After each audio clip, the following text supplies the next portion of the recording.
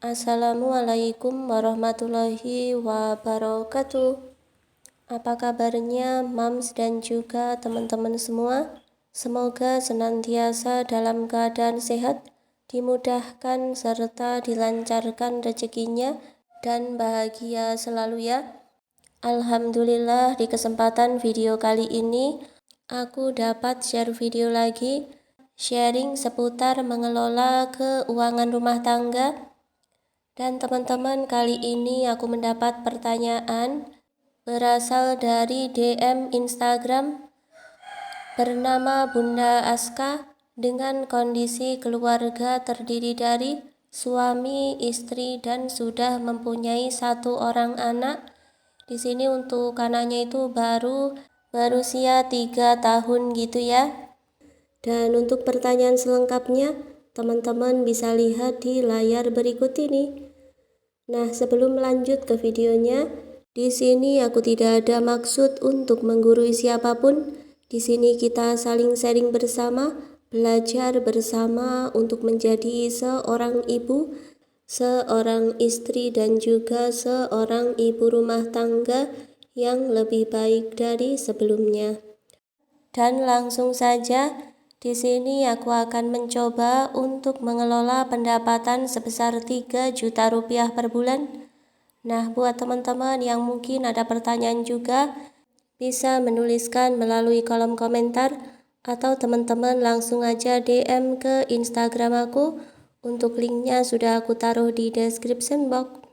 Kalau kita melihat pendapatan orang lain yang pendapatannya itu besar menurut kita gitu ya, kita bakal berpikiran bahwa hidupnya enak, berkecukupan, pasti tidak pusing memikirkan bagaimana mengatur keuangan. Nah, padahal belum tentu ya teman-teman, karena biasanya kalau penghasilan besar, pengeluarannya juga ikutan besar gitu ya. Jadi sebenarnya hidup itu sawang sinawang ya teman-teman. Hanya bisa kita lihat dari luarnya saja, tetapi untuk dalamnya kita juga tidak tahu ya. Yang kelihatan bagus belum tentu juga bagus, dan yang kelihatan kurang bagus kita juga tidak tahu dalamnya seperti apa. Oke teman-teman, langsung aja kita lanjut ke rinciannya. Di sini sudah aku tuliskan untuk anggaran kewajiban. Yang pertama, anggaran untuk membayar listrik per bulan habis Rp200.000.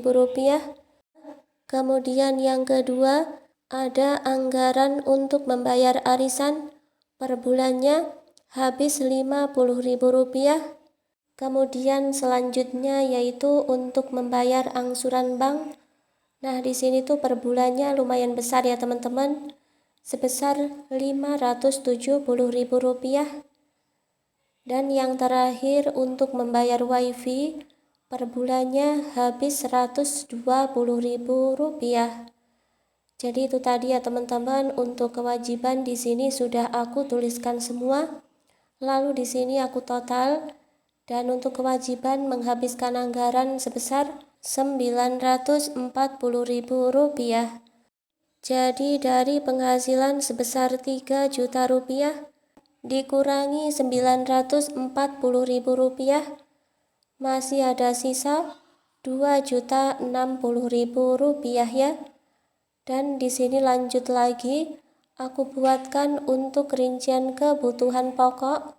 Tentunya di sini kita harus menyesuaikan dengan sisa anggaran yang masih ada, dan yang paling penting kita anggarkan terlebih dahulu untuk kebutuhan yang memang kita butuhkan sehari-hari ya teman-teman. Nah, di sini kita mulai dulu dari menganggarkan untuk berbelanja beras.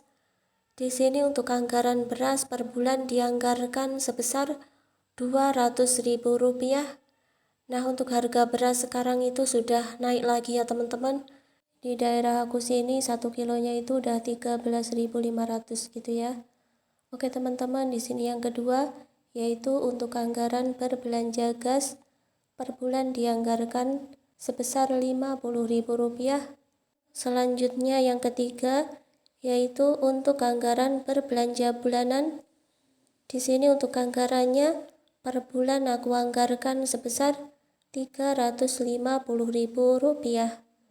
Lanjut lagi untuk anggaran biaya makan, per bulannya dianggarkan Rp700.000.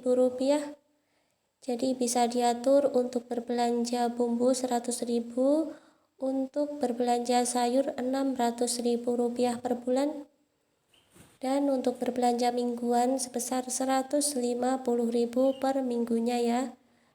Kemudian di sini aku jumlahkan untuk kebutuhan pokok menghabiskan anggaran sebesar Rp1.300.000 per bulan. Jadi teman-teman, dari sisa anggaran sebesar Rp2.060.000 kita kurangi untuk kebutuhan pokok sebesar Rp1.300.000.